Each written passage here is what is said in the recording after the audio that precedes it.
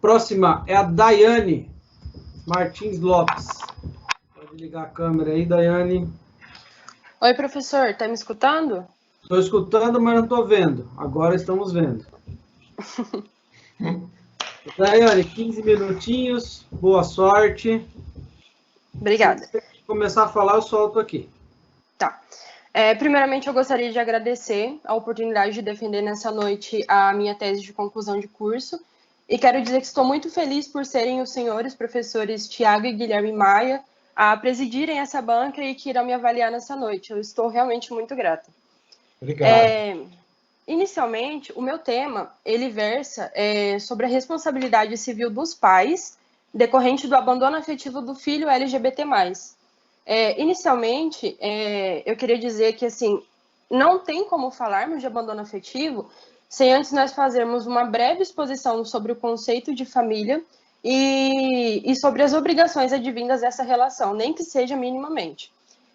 Fazendo um breve histórico acerca desse conceito de família, a gente sabe que um dos primeiros modelos de família da Idade Antiga e Idade Média, ela possuía um modelo conservador, matrimonializado, patriarcal e hierarquizado, em que o homem ele era a figura central, detentor do pátrio poder, e que esses modelos de família eles eram condicionados a questões estritamente biológicas, por forte influência da Igreja Católica na época, né? E do direito canônico que regia a sociedade, regia os costumes e os tipos de comportamento que as pessoas deveriam ter naquela época. A Igreja ponderava que só existia família se existisse o casamento heterossexual, indissolúvel e objetivo, principalmente a reprodução e a formação de patrimônio. Um exemplo disso seria o artigo 233 do Código Civil de 1916, em que o título era de que o chefe da sociedade conjugal e representante legal da família era o homem, o pater familias, né? Esse modelo limitado, taxativo de família, ele só mudou com a promulgação da Constituição de 88, em que se propagou o Estado Democrático de Direito no Brasil e adotou-se com um pouco mais de rigidez o princípio da dignidade humana como um preceito fundamental, em que os filhos, a mulher, eles passaram a ser sujeitos de direito, deixando de ser um objeto de poder do pater familias. Hoje, trazendo esse conceito de família, pelo menos o que se espera da família é que ela seja moderna, cultural e principalmente plural, pautada no afeto e fincada na busca pela felicidade pessoal e solidária de todos os seus membros e que seja, sobretudo, um local de afeto, pautada no afeto, que eu vou falar bastante do afeto, tendo em vista que ele é um objeto do meu trabalho, né? E prosseguindo com isso, tendo dito isso, o afeto ele ganhou um status de valor jurídico e ele tornou-se um elemento de sustentação dessas relações familiares. A justiça, na intenção de humanizar as relações familiares, esses litígios também, adotou o afeto como um princípio constitucional implícito, irradiado dos princípios da dignidade humana e da solidariedade, que são princípios constitucionais explícitos. O artigo 25 do ECA, bem como a Lei Maria da Penha, por exemplo, são códigos que prevêem, que definem que a família são vínculos de pessoas ligadas por afinidade e por afetividade. Tendo dito isso, esclarecido essa parte da importância do afeto nas relações, eu passo a elencar agora algumas das obrigações advindas da relação parental, especialmente da relação paterno-filial, dos pais para com os filhos.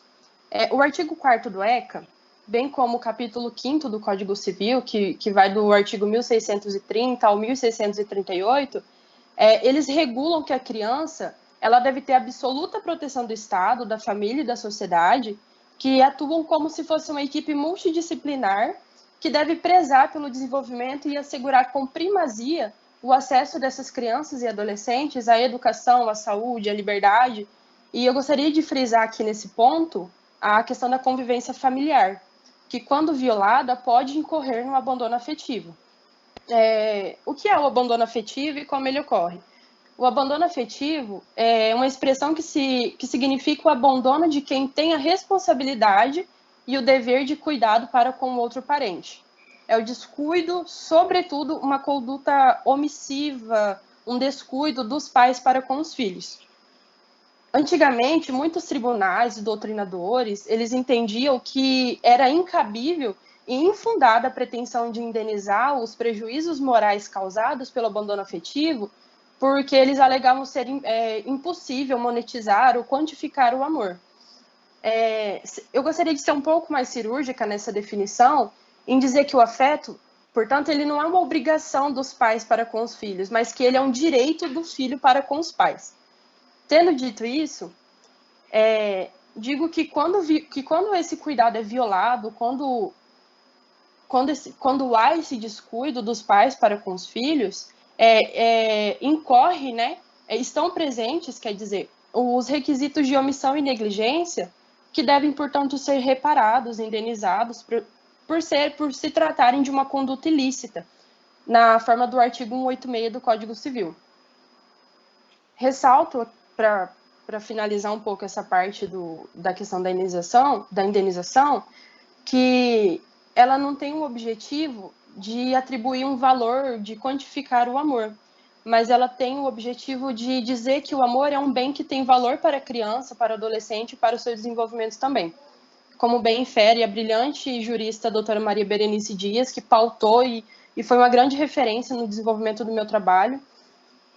E estudando e pesquisando julgados favoráveis a essas indenizações de prejuízos morais à criança e ao adolescente, tem um muito famoso da ministra Nancy Andrighi, que, salvo engano, ocorreu em 2012, né, em que uma filha ela recorreu ao judiciário, pleiteando os danos morais em razão desse abandono pelo pai, né, e ficou muito famosa no acórdão da ministra, em sua fala, em seu voto, de que amar é faculdade, mas que o cuidado, ele é um dever, ele é um direito da criança.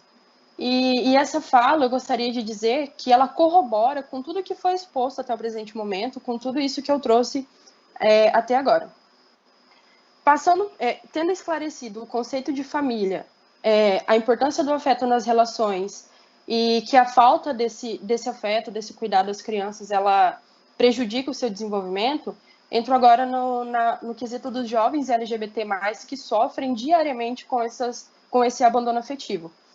Inúmeros são os casos no meu trabalho, eu até posso anexar depois ao chat para os colegas poderem verificar e ler, né? Eu trouxe vários dados do Grupo Gay da Bahia, que é uma ONG que atua há mais de 20 anos lá em Salvador, na defesa dos direitos de personalidade de pessoas LGBT.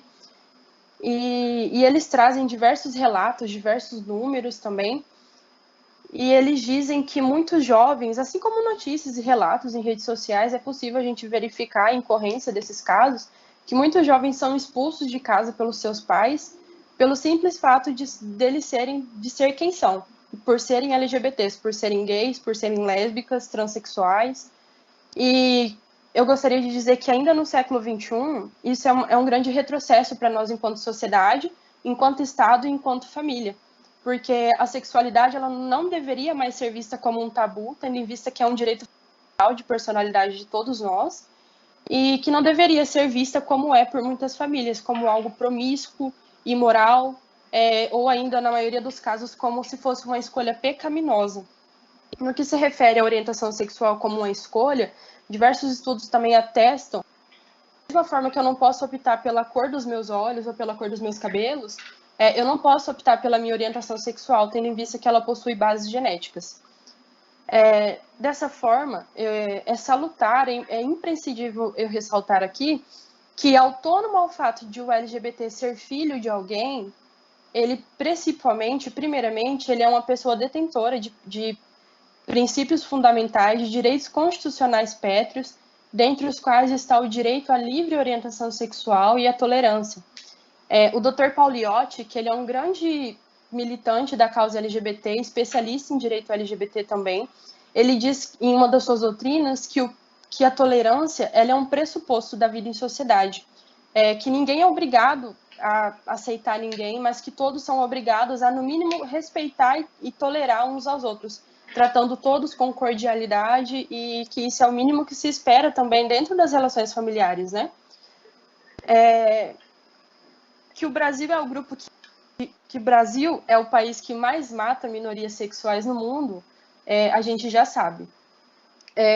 Mas algo que eu gostaria de ressaltar nesses dados é que a cada 26 horas, um jovem, um adolescente LGBT+, morre de forma violenta, vítima de homicídio ou suicídio no nosso país, e que um dado considerável nessas mortes, um vetor considerável nessas mortes, é a incompreensão familiar, ligada também, nos últimos 2 anos, ao atual momento político pelo qual nós estamos passando, em que há um conservadorismo exacerbado, hipócrita também, e em que a disseminação de discursos de ódio, de desrespeito às outras pessoas, tornou-se legal, tornou-se normal e tudo bem.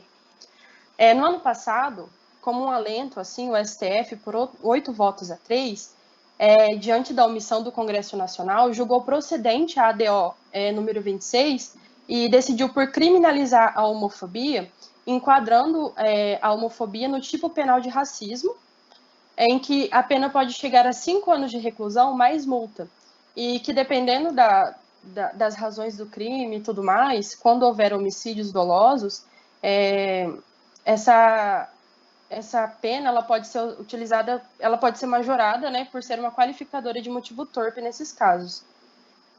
Essa cultura de desrespeito, de discriminação, ela exerce uma influência imensa nos casos de abandono afetivo de jovens LGBT+, que estão expostos diariamente a inúmeros graus de violência e de negligência apenas por serem quem são. O jovem, como eu disse, nenhuma pessoa ela escolhe a orientação sexual dela. Já esses pais, eles com consciência escolhem abandonar esses filhos, né? Dito isso, por fim, para já ir finalizando, o meu trabalho estudou também a possibilidade de majorar a indenização prevista nesses casos, e é importante eu dizer que não existe, né, uma regra para quantificar ou para fixar o quanto indenizatório nesses casos de danos morais que ficam sob a discricionariedade do juiz, em que a indenização é medida pela extensão do dano sofrido. Tendo isso em vista, poderia o magistrado, portanto, valer-se das majorações previstas e multas previstas na Lei 7.716 de 89, em que a homofobia foi enquadrada no tipo de raça social, né, enquadrada no tipo penal de racismo, ou ainda, poderíamos, sendo um pouco mais ousada, poderíamos invocar a teoria do dano existencial, que ela é muito aplicada na seara trabalhista hoje em dia, né?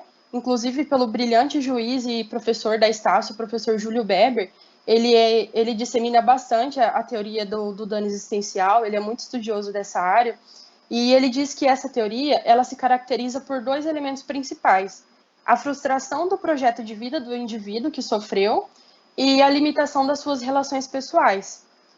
Assim, tendo em vista que ao ser abandonado à própria sorte e tendo incerto o seu futuro e todo o seu projeto de vida e sonhos engolidos pelo preconceito, nada mais justo que, ao buscar a tutela jurisdicional, o jovem LGBT ele tem uma indenização que seja capaz de promover a ele um conforto e uma mínima sensação de justiça e reparabilidade. Esse foi o meu trabalho e eu espero que eu tenha sido clara e entendível. Parabéns, Daiane. Passo a palavra para o professor Guilherme. Daiane, que primor de trabalho, hein? Obrigada, professor. Coisa em cima do que é técnico, em cima do que é justo, e em cima do que é digno. Parabéns, tá? Obrigada. Faço as mesmas palavras, Daiane. Excelente trabalho, parte do trabalho escrito, apresentação brilhante. Meus parabéns, viu? Obrigada, professor. Um minutinho já delibera a nota com o professor Guilherme. Tá.